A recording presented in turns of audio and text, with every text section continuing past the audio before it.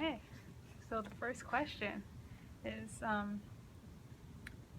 where's the first question? Hold on. The first question is, list what contributions the person or group has made and also the struggles. So I'm not quite sure that this person has really contributed to society that much. I don't really know who they are. Considering it is anonymous. Yes, but I think in the grand scheme of things, he or him or whatever, or other people like him, have migrated up north for more opportunities and better treatment in the South, the Great Migration. And so those people like him who have contributed to that movement. I feel like the fact that he was unidentified, even just him as an individual, it contributed to the whole migration as one big whole. Like, you had this man and you got to see not specifically his journey, but what he went through, how he felt about it, and you could get this personal experience from this person who actually went through it. Yeah. Any more comments or thoughts on the passage? Okay, I also think that I guess this probably is answering B as well, his problems and the concerns that he had also were reflective of that of others. They felt like they received somewhat better treatment, but it still wasn't, I'm sure, great or amazing, but it was a lot better than what he was experiencing in the South. But he still wasn't comfortable around white people because there was still this factor, there was still this distrust, feeling like, first of all, there's probably no cultural really connects. You're so used to not being allowed to really associate much with them unless it's on the basis of work or whatever, that you sitting next to them, you know what I'm saying, on the bus or in a concert or whatever the situation may be. It's just something that he doesn't feel comfortable doing because he's not used to being able to do that, so I mean, if he wants the same accommodations, you have to learn to adjust. He says that in the passage, but it's still, to this day, that's still an issue. This, I think, cultural disconnect. I think it's just a lot of it is mental. A lot of it is through maybe experience, like his experience. Racism did not vanish because he went to the North, so anything still could happen in that situation, but yeah, that was his issues. Those were his issues. I remember in the passage, it said that although the North was more integrated and there wasn't as much segregation, there was still some racial violence, and I think that plays a role with not wanting to integrate yourself with people that you might not be accustomed to, especially if you come from the South where you're not treated as basically an equal. So I think that's what plays a role. And I also noticed that he said when he spoke about his experience, there was a lot of like emotion, and his like tone of it, you could see that he felt like surprised with the way that people treated him up north. So with the way he was treated up north, you could obviously tell that in the South he was treated a lot less as an equal. So I personally was surprised too that when he goes up north, people don't call him offensive in racial terms, and he's kind of surprised and I guess, I would say content with it. So that's what I noticed. Now, looking at like you mentioned before, the theme of being comfortable around people, a higher class of people, so he felt like he was equal, even though reality checked in and he realized that wasn't the situation. But this man, you could see from his writing, he's not, I mean, he's literate, but he's not, he probably doesn't have a college, maybe even a high school education. He's doing housework, so that factor, I think, of class plays a role into that, where he doesn't feel, I feel like I'm running off the question, but he doesn't feel like if he ever got comfortable. Yeah, I don't feel like he'll ever be comfortable because he's in this lower class. So the race is already a big factor, but then, socioeconomic class in itself, that's just that's also, I think, a big burden.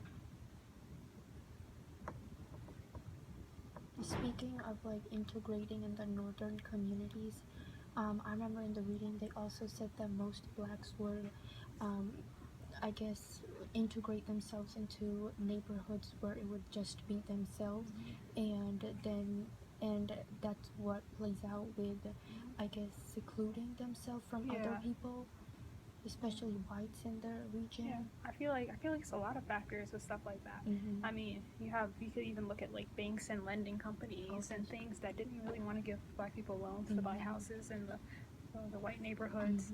You know, when they did get there, a lot of times they were harassed, bullied out. You know, there was so in the north, even though there was this factor, you're technically allowed to buy a house where you want to. There's still this unspoken rule. You know, don't move into the house next to me. Don't date my daughter or my son. You know, don't don't think that you're my equal and that you belong in my. Could be have a lot to do with stereotypes, just blatant racism within itself. You know, class. Have you ever heard the term, you know, bringing down the property value and stuff when you're in white neighborhoods? You know, they feel black people moving into a neighborhood could, at that time, and it's probably even still today, quite literally bring down the property values of the surrounding homes. So I think that also plays a role, besides just social, you know, not socially just wanting to be comfortable, wanting to be people around you, you know, status and a whole bunch of factors are oppressing and causing people to separate. Yeah.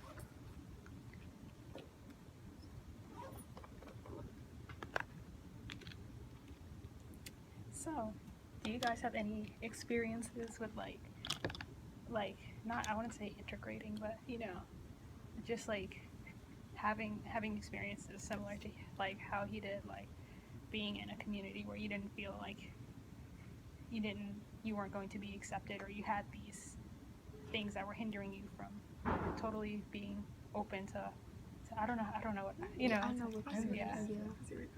Well, personally, like, since I'm an immigrant, I'm from Pakistan, so when I moved down here, we met our own type of people that were also Muslims and of Pakistani descent, and I could notice that if we did move into, like, a different apartment or area, people wouldn't be as friendly as us, and considering the news, especially with all the terrorists and everything, obviously that plays a role, because if I was looking at it the other side, to be honest, I'd be kind of afraid too. But I don't want people to think that's a generalization of all Muslims. So I think I definitely feel a connection with it, because I personally and my family, we've integrated ourselves into other Pakistani community and Muslim communities with our mosques. In elementary school, I had moved elementary schools, so it was like maybe 3 other black girls and maybe 4 other black guys, so we were in our own, you know, class. Yeah. And so I thought that was weird, but, you know, it was just how, you know, things were going. And Pakistani community and Muslim communities with our mosques. In elementary school, I had moved elementary schools, so it was like maybe 3 other black girls and maybe 4 other black guys, so we were in our own, you know, class. Yeah. And so I thought that was weird, but, you know, it was just how, you know, things were going, and in each class there were like maybe 2 other black girls and 4 other black guys, and then the rest, you know, white. Yeah. So I thought that was really interesting. Yeah. You know? Yeah. I understand. I think with me, the biggest experience, well, maybe the most recent one, in high school, I did the International Baccalaureate program, and out of all of us, I think it was 36 students, and I think you had maybe 2 black girls, 2 black guys, and then you had maybe 4 Hispanics, and we would always be the ones that would try to work together and get our work done, because the other students that were predominantly white, they already knew each other going into the program. And they had their little cliques, and they would help each other out with homework. Be like, oh, I have this study guide, I have this and that, and you can borrow this. And with my personality, I wouldn't just want to barge in and say, oh, can I have this? Can I join your friendship? Blah, blah, blah, whatever. Because I'm not that type of person. I mean, I will speak, I'm friendly, but I'm not just automatically going to go up to somebody and introduce myself. But even with that, we would all be friendly even after the 2 years, but you could still tell there was a sense of divide. Like, even when we would go out to lunch, like who they would go off campus with, it'd always just be me, the other minority students were in the lunchroom, just eating, and that's whatever.